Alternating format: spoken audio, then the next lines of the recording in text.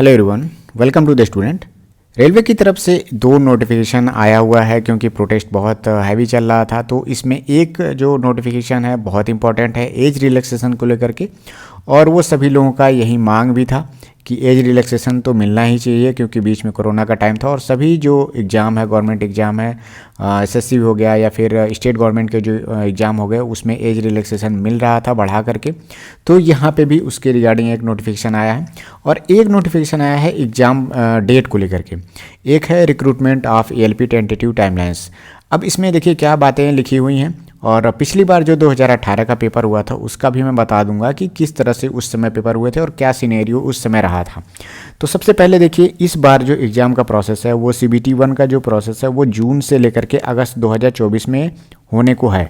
ये टेंटेटिव है। टेंटेटिव कहने का मतलब ये होता है कि हो सकता है कि ये आगे पीछे हो सकता है ये एग्ज़ाम, लेकिन जून और अगस्त के बीच में अगर कहा गया है तो जून से पहले नहीं होगा, हो सकता है आगे भी ये शिफ्ट हो सकता है, लेकिन इसी को हमें मान के चलना है। अब देखिए, पिछली बार जो एग्ज़ाम हुआ था वो भी इसी महीने के आसपास में हुआ था पेपर। तो अब CBT 1 का जो पेपर हो गया था, तो CBT 1 से CBT 2 के बीच में सभी लोग मुझे कमेंट में या फिर मैसेज में पूछते रहते थे कि क्या CBT 1 और CBT 2 के बीच में लगभग कितना टाइम मिल जाता था।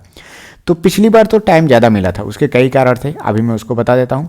लेकिन इस बार जो इस सेकेंड स्टेज है CBT 2 का, देखिए अगस्त 2024 तक चलेगा क्योंकि ये एक दिन में तो पेपर कंप्लीट नहीं होगा, कई शिफ्ट में कई दिनों में चलता रहता है। बीच में अगर कोई छुट्टी है, त्यौहार है, तो उसका छुट्टी ले लिया जाता है, उसके बाद से पेपर होते हैं। अब यहाँ पे देखिए, सितंबर 2024 में, मतलब अगस्त के बाद से अगले ही महीने सितंबर 2024 में CBT 2 का भी टेंटेटिव डेट लिख दिया गया है यहाँ पे। पिछली बार CBT 1 और CBT 2 में ज़्यादा गैप मिला था और इसका कारण ये था कि पिछली बार जोन सिलेक्शन जो है फॉर्म भरते समय नहीं हुआ था। इस बार क्या है कि जब आप फॉर्म भरेंगे तो पहले ही आप जोन सेलेक्ट कर लेंगे कि इस जोन में मुझे फॉर्म भरना है। अब क्या हुआ कि CBT 1 के जब पेपर कंप्लीट हुए उसके कुछ दिनों बाद अब आंसर की निकल के आया। आंसर की जब निकल के आया उसके बाद से जोन सिलेक्शन का प्रोसेस के लिए एक बार और साइट खुली और वहाँ से हम लोग रजिस्ट्रेशन नंबर से अपना जोन सेलेक्ट किए। अब क्या हुआ, जोन सिलेक्शन के लिए 10 या 12 दिन ऐसे कुछ टाइम दिया गया था, लेकिन फिर उसको एक्सटेंड कर दिया गया कि अगर किसी से कोई गलती हो गई है और चाहते हैं जोन चेंज करना तो फिर उन्हें 4-5 दिन या एक हफ्ते का ऐसा टाइम दिया गया था। अभी मुझे एग्जैक्ट दिन नहीं याद है।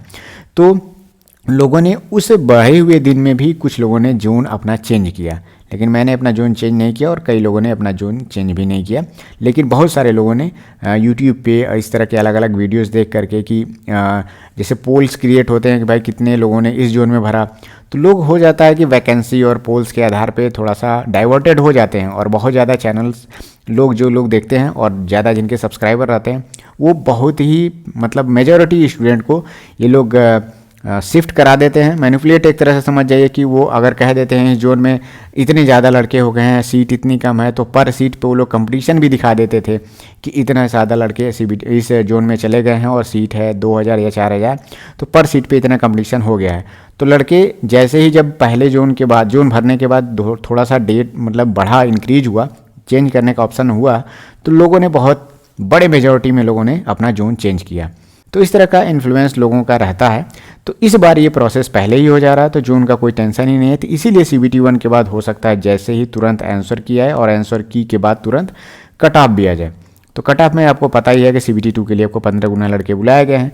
तो जहाँ पे समझिए 2 ही डिजिट में अगर सीट है, मतलब 100 से कम में ही है, तो वहाँ का कट ऑफ ज़्यादा भी जा सकता है, कम भी जा सकता है। ये सारी चीज़ें किस पर डिपेंड करती हैं कि कितने स्टूडेंट वहाँ पे फॉर्म भरे हैं और कितने अच्छे स्टूडेंट वहाँ पे फॉर्म फिलअप किए हुए हैं। अब यहाँ पे जो जोन सिलेक्शन के जो प्रोसेस है उस पर थोड़ा सा हम बाद में बात करेंगे।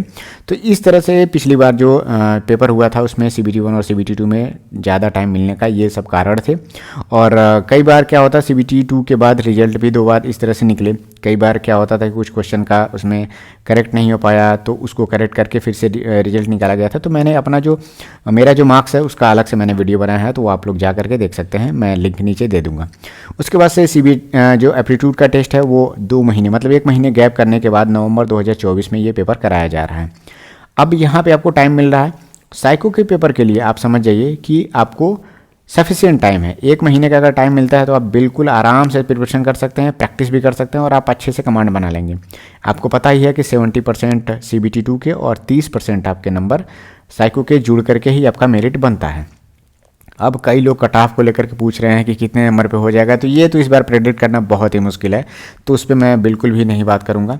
अब यहाँ पे देखिए, यहाँ पे एक बात यहाँ पे लिखा हुआ है कि प्लीज़ नोट करके यहाँ पे कि अब आने वाला जो ALP का एग्ज़ाम होगा, मतलब प्रोसेस जो होगा, रिक्रूटमेंट होगा, वो जनवरी 2025 में अगला जो नोटिफिकेशन है वो आ जाएगा, ऐसा इन्होंने लिखा हुआ है। और गवर्नमेंट अब कह भी रही है कि अब हर साल इस एग्ज़ाम का मतलब रिक्रूटमेंट का जो नोटिफिकेशन है वो आता रहेगा। तो अगले साल का भी इन्होंने जनवरी 2025 में दे दिया है। और इन लोगों ने कहा भी है कि नवंबर 2024 और दिसंबर 2024 तक ये लोग DV तक का प्रोसेस करा लेंगे, कंप्लीट करा लेंगे। तो मतलब अब से लेकर के देखा जाए तो कम से कम 11 महीने तो मिनिमम है आपके पास। अब यहाँ पे थोड़ा सा बात कर लेते हैं, एक दूसरा भी नोटिफिकेशन उसको भी देख लेते हैं, एज रिलैक्सेशन को लेकर के। तो एज रिलैक्सेशन तो कोरोना के कारण सभी लोगों को मिलना ही चाहिए था और इसकी डिमांड सभी स्टूडेंट कर भी रहे थे। तो ये बात आपको समझ लीजिए कि मान ही लिया गया है कि 18 से 33 साल एज कर दिया गया है। UR और EWS का जो स्टूडेंट हैं उनका 2/7 और 1991 के बाद का जिनका भी जन्म है वो लोग इस फॉर्म को भर सकते हैं, वो लोग एलिजिबल हैं। तो इस तरह से देखा जाए तो मैं भी इसमें एलिजिबल हूँ। तो सोचिए, जो मैं पिछली बार एग्ज़ाम दिया गया था उसमें बहुत सारे स्टूडेंट थे जो लोग मतलब क्लियर नहीं कर पाए थे या फिर बाउंड्री पे रहे थे या फिर वेटिंग से थोड़ा सा कम नंबर रहा था, तो वो लोग भी इस बार एग्ज़ाम दे रहे हैं। तो इसके कारण से इस बार कंपटीशन का जो लेवल है वो हाई रहेगा। अब देखिए, कोई लड़का 19 साल का है या 20 साल का है, जस्ट उन्होंने ITI किया है, एलिजिबल है इस एग्ज़ाम के लिए, तो उनकी तुलना में जब एज रिलैक्सेशन बढ़ता है तो जो ज़्यादा एक्सपीरियंस लड़के हैं, कई बार एग्ज़ाम दे चुके हैं, अलग अलग रेलवे का, SSC का, इस तरह का और सिलेबस से ओवर थ्रू हुए हैं, तो वो लोग इसमें जब आएंगे तो जाहिर सी बात है कंपटीशन बढ़ेगा ही बढ़ेगा। तो कंपटीशन वैसे भी जब सीट कम है तो ऑटोमेटिक बढ़ ही जाना है। लेकिन अभी क्या है कि एज रिलैक्सेशन मिलने से क्या है कि और भी अनुभवी जो लड़के हैं वो ज़्यादा इन हो जाएंगे इस एग्ज़ाम में। इसके बाद से अब थोड़ा सा मैं यहाँ पर बात कर लेता हूँ कि जो एग्ज़ाम प्रोसेस है और आपको प्रिपरेशन का कितना टाइम मिल रहा है। देखिए, अभी क्या है कि जनवरी ख़त्म हो चुका है तो फरवरी यहाँ पे आ गया है, तो फरवरी का पूरा महीना आपके पास है ही। अब यहाँ पे देखिए, फरवरी से लेकर के जून से पहले, अगर मान लीजिए पहले ही शिफ्ट में अगर आपका पेपर हो जाता है, तब भी आपके पास 4 मंथ का आपके पास टाइम है। और इस एग्ज़ाम का सिलेबस कंप्लीट करने के लिए 4 महीने एकदम सफिशिएंट टाइम है। CBT 1 और चाहे तो आप CBT 2 भी कंप्लीट कर ले जाएंगे, तो 4 महीने बहुत होता है अगर आप प्रिपरेशन करना चाहते हैं तो। देखिए, मैं जो प्रिपरेशन को लेकर के जो बात कह रहा हूँ वो वैकेंसी इंक्रीज या डिक्रीज होने से लेकर बिल्कुल भी मेरा मतलब नहीं है। मेरा मेन मोटिव है कि आपका सिलेबस को लेकर के, कि अगर आपको सिलेबस कंप्लीट करना है, जो लोग थोड़ा सा सीरियस है, मेहनती हैं, पहले से पढ़े हुए हैं और उनका बस छूटा हुआ है पढ़ाई, तो वो लोग अगर चाहें तो 4 महीने में कंप्लीट कर पाएंगे। लेकिन जो लोग थोड़ा सा एकदम जीरो हैं, बिल्कुल भी नहीं जानते कंपटीशन एग्जाम को लेकर के, तो उनके लिए तो कंपटीशन पहले से भी टफ था, क्योंकि वो लोग अभी तक सो ही रहे थे। और मैं हर बार बहुत पहले से कहता आया हूँ कि जब मैं पिछली बार वीकली प्लान जब चलाता था तो उस समय भी कहता था कि जब भी एग्ज़ाम का डेट आएगा तो इतना जल्दी जल्दी एग्ज़ाम प्रोसेस हो जाएगा कि आप लोग अगर अभी से नहीं थोड़ा थोड़ा करके पढ़ेंगे तो बाद में आपके लिए मुश्किल हो जाएगा। और मैं पहले से कहता था कि अगर वैकेंसी जो पिछली बार 26,000 के आसपास में थी, अगर इससे या फिर इतने बराबर भी रहती है तो इस बार कंपटीशन ज़्यादा रहेगा। और देखिए, इसकी तुलना में तो वैकेंसी एकदम ना के बराबर आई है, तो इस बार सोचिए कंपटीशन बहुत ज़्यादा रहेगा। तो जो लोग पहले से पढ़ रहे हैं, जिनका सिलेबस कंप्लीट हो चुका है, प्रीवियस ईयर भी कंप्लीट कर चुके हैं, तो वो लोग प्रैक्टिस करिए जितना से ज़्यादा हो सके। आप एग्ज़ाम तो छोड़ नहीं सकते।